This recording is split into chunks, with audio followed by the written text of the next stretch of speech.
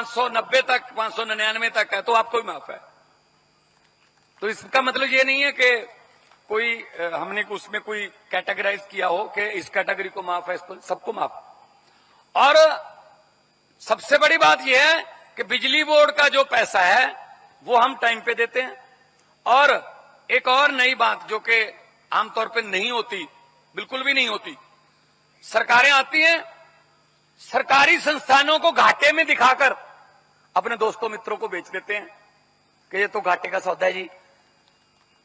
लेकिन आम आदमी पार्टी की सरकार है पंजाब में, उन्होंने उल्टा काम किया है कि बिजली बोर्ड ने private company GVK company 540 megawatt का रनिंग थर्मल प्लांट जिसकी अभी उम्र 25 से 30 साल है वो हमने खरीदा है, हमने सरकार ने खरीदा है। तो इसलिए नीयत साफ हो तो सब कुछ हो सकता है। दिल्ली में भी हो रहा है। दिल्ली में ये बीजेपी वाले कह रहे थे देखो कि फ्री की रेवड़ियां बांट रहा है केजरीवाल, ये पानी क्यों फ्री कर रहा है, बिजली क्यों फ्री कर रहा है, शिक्षा क्यों फ्री कर रहा है, इलाज क्यों फ्री कर रहा है, महिलाओं को सफर बसों में क्यों फ्री कर रहा है। तो अरविंद केजरीवाल ने कहा मैं तो 2100 रुपया महिला सम्मान भी दूंगा राशि हर महीने। तो इनको जब पता चला कि बहुत भारी संख्या में महिलाएं अपनी रजिस्ट्रेशन करवा रही हैं तो इन्होंने कहा जी हम 2500 देंगे। एग्जीबिशन हो रहा है कपूरथला हाउस से, उसको चेकिंग के लिए हमारी एफएसटी आई थी। अब हम देखने आए हैं यहाँ पे। एफएसटी एंटर नहीं कर पाई इसलिए मैं आया हूँ। अभी कितना टाइम लगने वाला है? अभी जैसे ही अलाउ करेंगे हम लोग अंदर जाके देख लेंगे एक बार। क्या परमिशन मिल गई आपको? अभी नहीं मिली है। सर शिकायत क्या आई थी, शिकायत क्या मिली? Money distribution. अच्छा, ये कोई ऐप के माध्यम से मिली थी या कोई फोन कॉल था? मैम सी विजिल ऐप होता है उसके माध्यम से। सी विजिल 90% लोगों ने कहा 2100 पे यकीन है क्योंकि वो केजरीवाल की जुबान है। 2500 वालों पे यकीन नहीं, वो 15 लाख वाला पापड़ दे के मुकर चुके हैं पहले। तो यकीन की बात होती है और क्या होता है भाई साहब, विश्वास की दुनिया कायम है। तो इसलिए मैं आपके पास आया हूं कि 5 तारीख को सुबह सुबह पूजा पाठ करके भगवान का, रब का, बैगुरु का नाम लेके सीधा जाना अपने पोलिंग स्टेशन पे। कितने नंबर पे बटन है? 4 नंबर पे बटन है। 4 नंबर वाला बटन दबा के सीधा वापस आ जाना। किसी और बटन की तरफ देखने की भी कोशिश मत करना वरना आंखों में काला मोतिया भी उतर सकता है। कितने भ्रष्टाचारी हैं ये। वो पंजाबी में कहते हैं कि जेड़े राह जाने ही नहीं हो राह पूछिए क्यों। जिस रास्ते पे जाना ही नहीं उस रास्ते के बारे में पूछे क्यों भाई, हमने किसी और का बटन दबाना ही नहीं जब। तो ये बात करने के लिए आपके पास आया हूं। झाड़ू तो चुनाव चिन्ह ही हमारा तो ऐसा है ना, बताने की जरूरत ही नहीं है। माओ बहनों को तो बनाने की बिल्कुल ही जरूरत नहीं है। ये तो सुबह सुबह 5 साढ़े 5 बजे अंधेरे में भी ढूंढ लेती हैं कहां पड़ा है। आप खुश मत होइए, पीछे वाले तालियां मार रहे हैं। अगर जरूरत पड़े तो शाम को भी ढूंढ लेती हैं कहां पड़ा है। काम वही करता है, झाड़ू सफाई का ही। तो इसलिए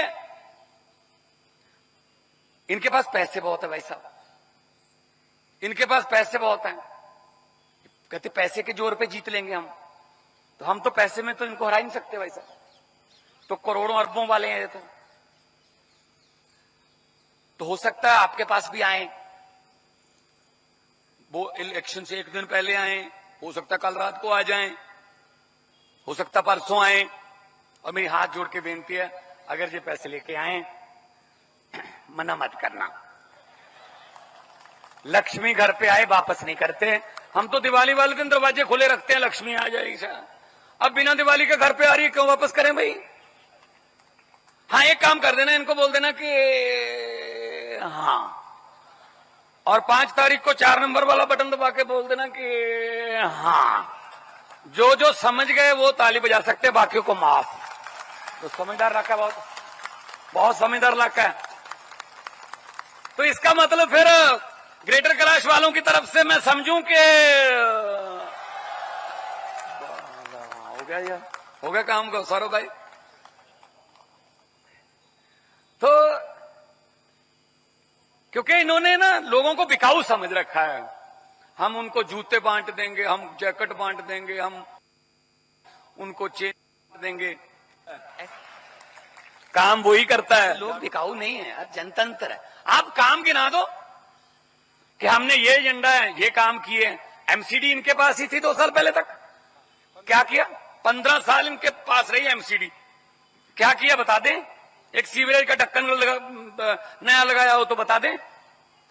11 साल से ऊपर गवर्नमेंट भी इनकी है, पुलिस भी इनकी है, बहुत से महकमे इनके हैं, रोका है। केजरीवाल के कामों को रोकने के सिवा और कुछ नहीं किया। काम गिना देते तो हम तो फिर भी काम करते रहते।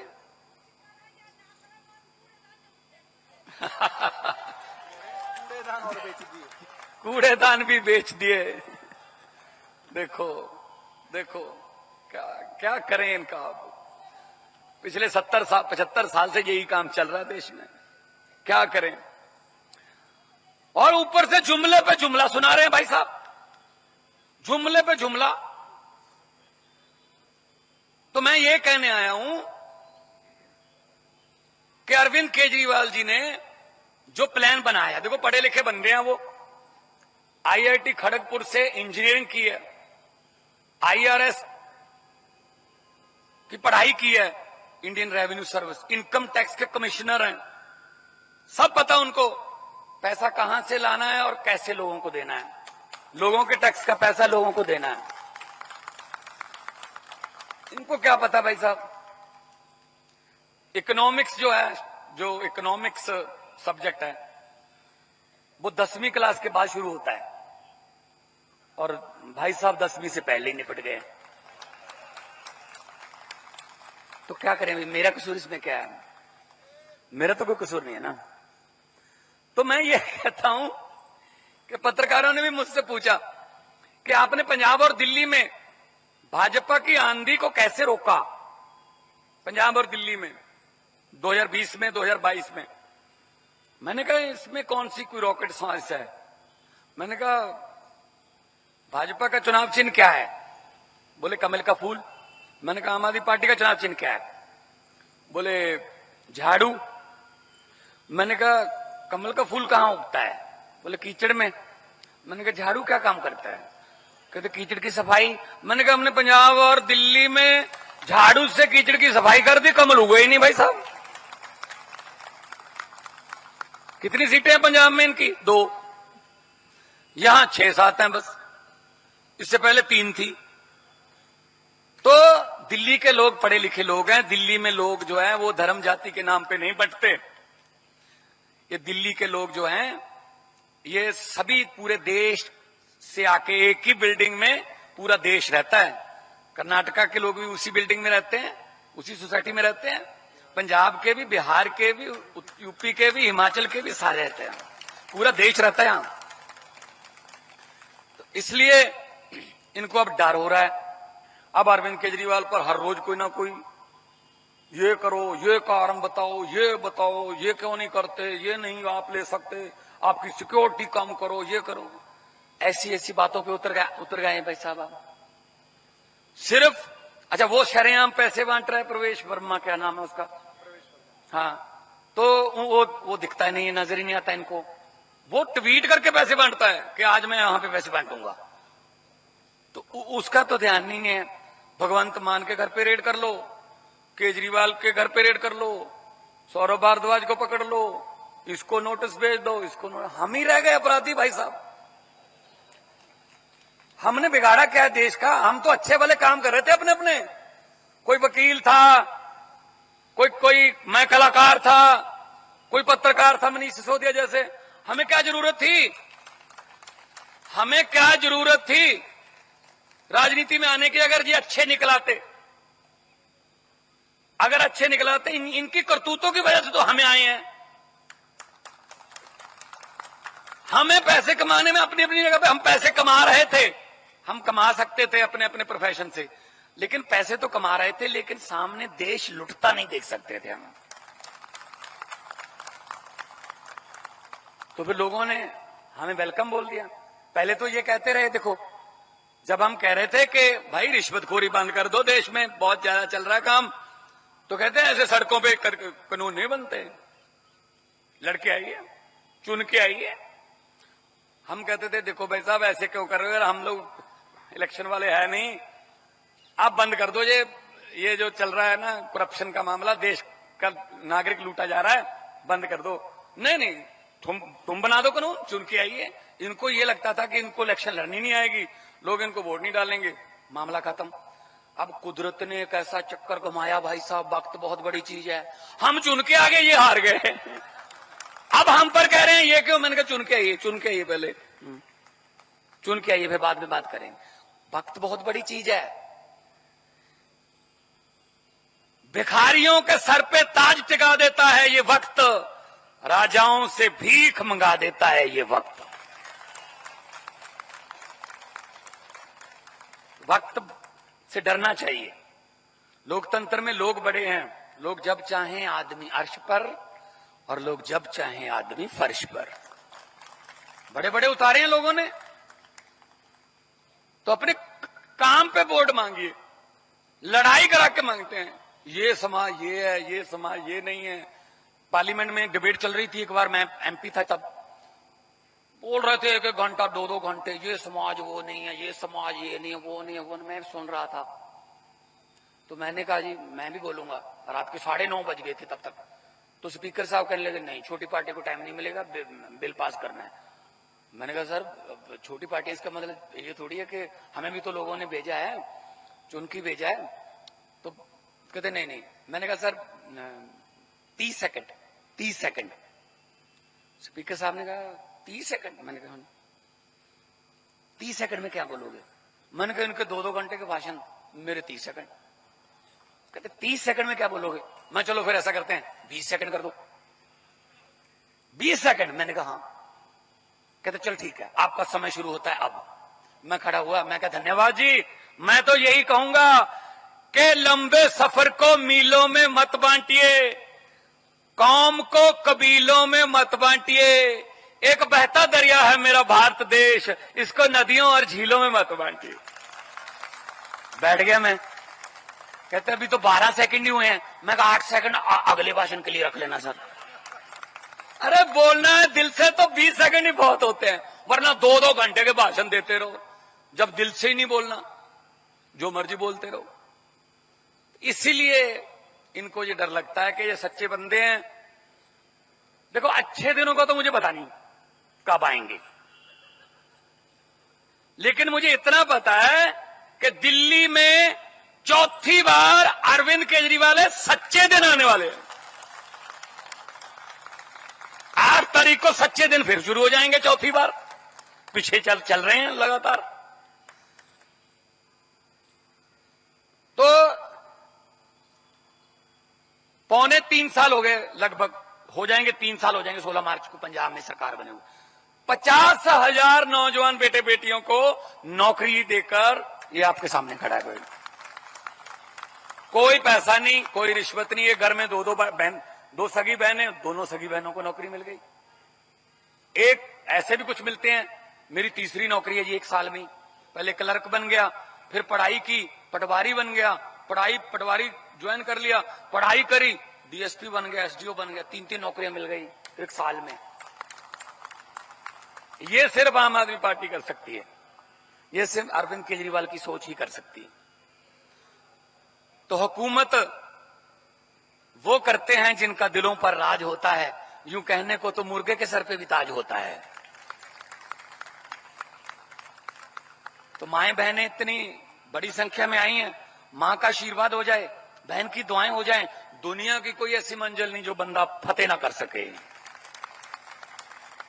बहुत शक्ति है, बहुत शक्ति है मां की दुआओं में, मां के आशीर्वाद में।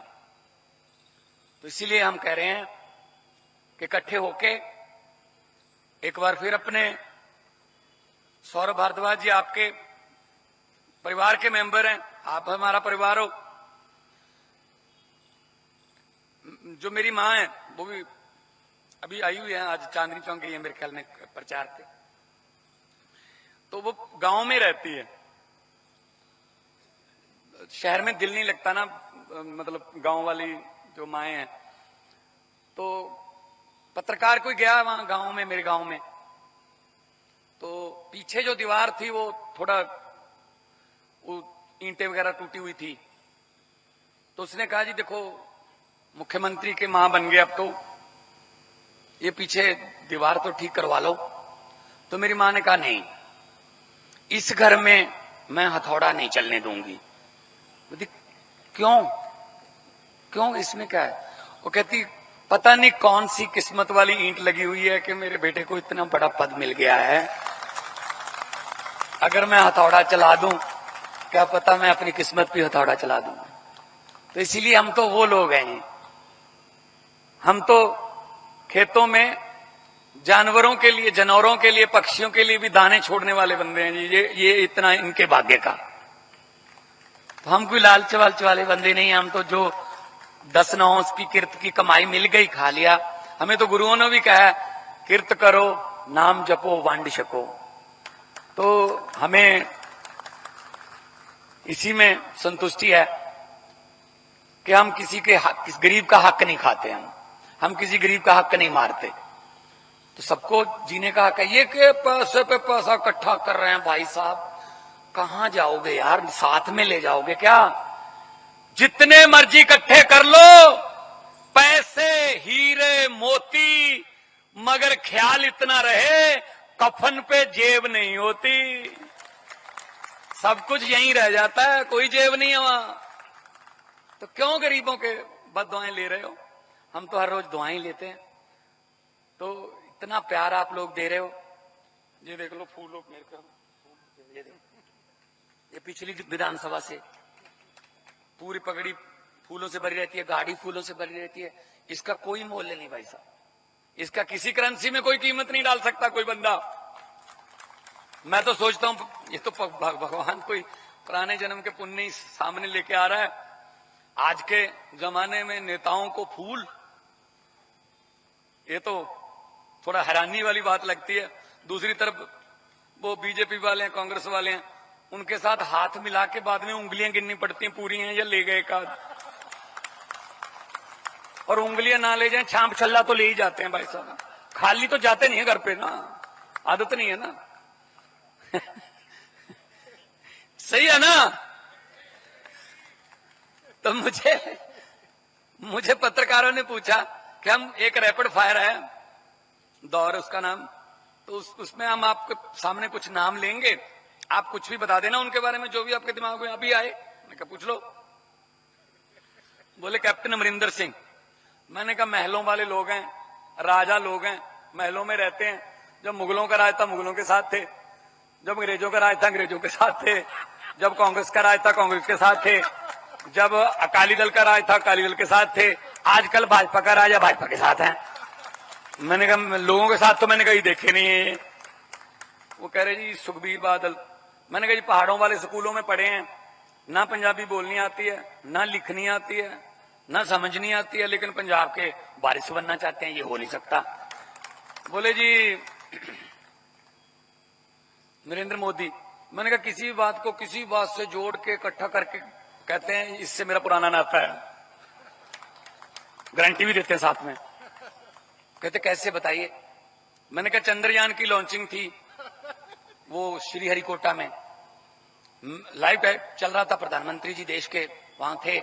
मैंने कहा मैं भी सुनूंगा भी प्रधानमंत्री जी क्या कर रहे हैं। वो इसरो वाले करते हैं ना, इसरो हमारा जो जैसे उनका नासा है हमारा इसरो है।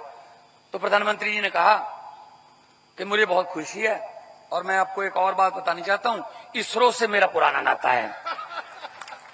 मैंने सोचा भगवंत मान, इसरो तो पढ़े लिखे लोगों का काम है यार, तो साइंस वाले आते हैं यहां, तो इधर 8वीं का सर्टिफिकेट नहीं मिल रहा, इसरो से कैसे नाता जोड़ेंगे? अब कहते जब मैं स्कूल में पढ़ता था, पढ़ाई में हाथ तंगी था, तीसरी चौथी कक्षा में पढ़ता था, हर एक टीचर सबसे पहले मुझे आके कहता था तू इसरो में बैठ, अब तू इसरो में बैठ, अब इसरो में।